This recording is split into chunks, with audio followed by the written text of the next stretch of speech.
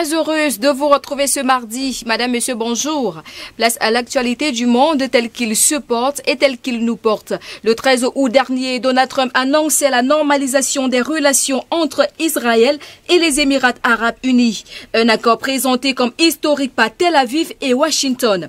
L'État hébreu doit signer ce mardi 15 septembre à la Maison-Blanche des accords avec des Émirats arabes unis et Bahreïn qui bousculent les équilibres au Moyen-Orient et sur lesquels compte Donald Trump pour se présenter en faiseur de paix à cette semaine de la présidentielle américaine. Le locataire de la Maison-Blanche a tenu à organiser une cérémonie au cours de laquelle le Premier ministre israélien Benjamin Netanyahou doit formellement établir des relations diplomatiques entre son pays et ces deux pays arabes.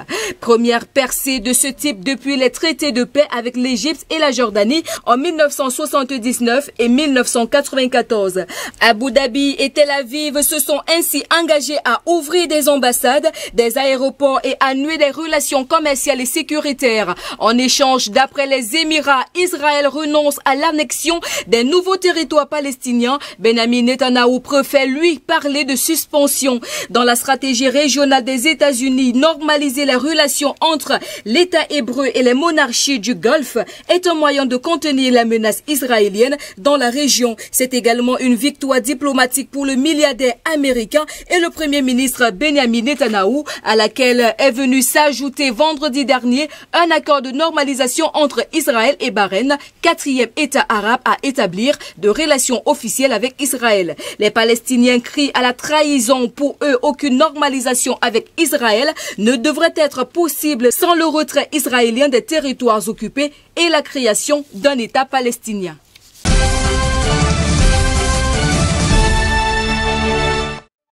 Le plan de Boris Johnson pour contrer l'accord de Brexit a passé une première étape devant le Parlement britannique. Malgré le désaccord d'une partie des conservateurs, le Internal Market Bill a été adopté à une forte majorité. Plusieurs étapes parlementaires doivent encore être franchies, mais au final, le test devrait donner à Boris Johnson la possibilité de ne pas respecter certaines dispositions de l'accord signé avec Bruxelles. Maintenant que nous avons quitté l'Union européenne et que la période de transition est sur le point de s'écouler, nous avons une fois de plus besoin de l'armature de notre loi pour préserver les arrangements dont dépendent tant d'emplois et moyens de subsistance. C'est l'objectif fondamental de ce projet de loi qui serait le bienvenu pour tous ceux qui se soucient de la souveraineté et de l'intégrité de notre Royaume-Uni, a déclaré Boris Johnson. Mais de nombreux politiques, donc 5 anciens premiers ministres, sont en colère car la volte-face de Boris Johnson permettrait au Royaume-Uni de violer le droit international. L'ancien dirigeant travailliste Ed Miliband n'a pas mâché ses mots face au chef du gouvernement. Il dit, je cite, c'est son accord, c'est son échec, c'est son problème. Pour la première fois de sa vie, il doit assumer ses responsabilités. Il est temps d'avouer, soit il a menti au pays dès le début à propos de cet accord, soit il ne l'a pas compris. Les Européens menaçant d'une action en justice ont exigé que Londres annule ces dispositions controversées. Mais les négociations sur l'après-Brexit doivent tout de même continuer ce mardi.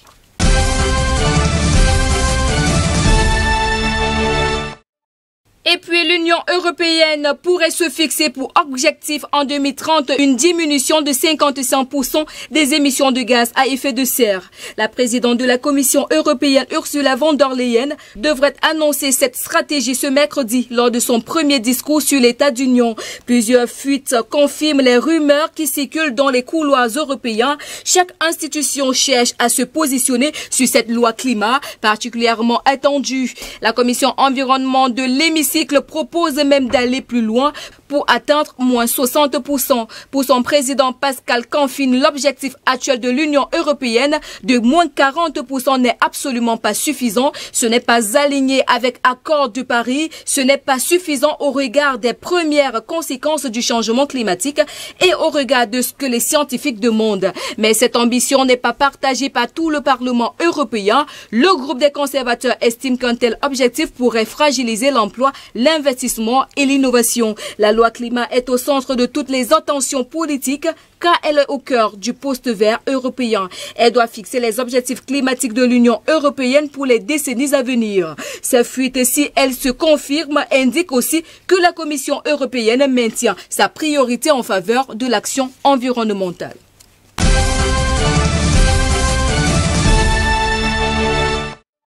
Bruxelles compte afficher sa fermeté à l'égard de Pékin. Au lieu du sommet sino-européen qui devait réunir les 27 en Allemagne, c'est finalement une réunion à distance qui s'est tenue lundi entre le président chinois Xi Jinping et les dirigeants des instances européennes Charles Michel et Ursula von der Leyen. Aux côtés de la chancelière allemande Angela Merkel, dont le pays assure la présidence de l'Union. L'Europe, qui fait part de ses craintes, espère rééquilibrer les relations avec la Chine, notamment en matière économique. L'Europe accentue la pression en raison de la posture agressive de la Chine, explique le député européen allemand et président de la délégation européenne pour les relations avec la Chine. Pour résumer, je dirais que l'Europe a tiré des leçons pour être maintenant moins naïve et plus forte et défendre nos valeurs et nos propres intérêts. Les dossiers des droits de l'homme étaient aussi à l'ordre du jour, notamment la situation à Hong Kong où les atteintes à l'état de droit se sont multipliées. Fin juillet, les 27 avaient décidé de limiter les exportations d'équipements qui pourraient servir à la surveillance ou à la répression à Hong Kong.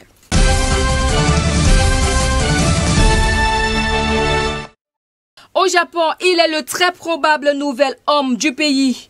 Yoshihide Suga a été élu nouveau patron des libéraux démocrates, le parti au pouvoir. Sauf grande surprise, il est ainsi assuré de remplacer le premier ministre Shinzo Abe démissionnaire pour problème de santé. Le parti au pouvoir fait donc le choix de la stabilité en choisissant celui qui était jusqu'ici le secrétaire général du cabinet du premier ministre pendant 8 ans avec un scrutin toutefois réduit. Seuls les parlementaires du parti et leurs représentants locaux ont voté pour élire le nouveau chef du parti. Les défis auxquels le nouveau chef du gouvernement devra faire face sont nombreux. Le premier est de sortir le Japon de la crise économique. Le pays dont la population est vieillissante était déjà fragilisé avant l'arrivée du coronavirus. C'est encore pire aujourd'hui. Au deuxième trimestre 2020, le PIB a enregistré une chute record de 7,9% avec en ligne de mire les JO reportés à l'été prochain et donc les surcoûts inquiètent. Les autorités ont pris des mesures beaucoup plus souples que de nombreux autres pays, sans par exemple imposer de fermeture d'entreprises ou de confinement. Mais leurs recommandations ont été généralement très suivies. Le gouvernement Abe a lancé des plans de relance au record pour amortir le choc économique du coronavirus. Mais sur le long terme, le Japon doit encore mettre en place d'importantes réformes structurelles pour stimuler une productivité anémique, s'accordent à dire les économistes.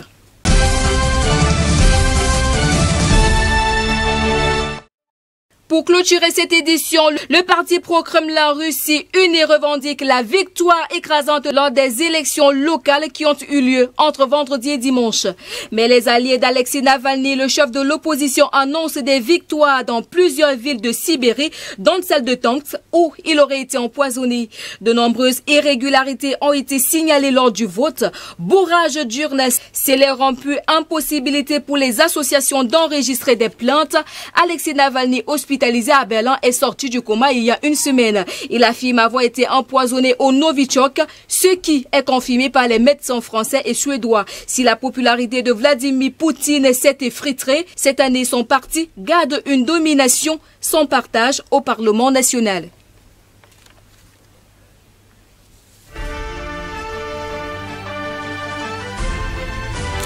Ainsi va la vie, ainsi va le monde de ce jour. Madame, Monsieur, merci de votre aimable attention sur les antennes de JBS Télévision. Nos programmes se poursuivent. On se retrouve demain lorsqu'il sera 15h. Au revoir.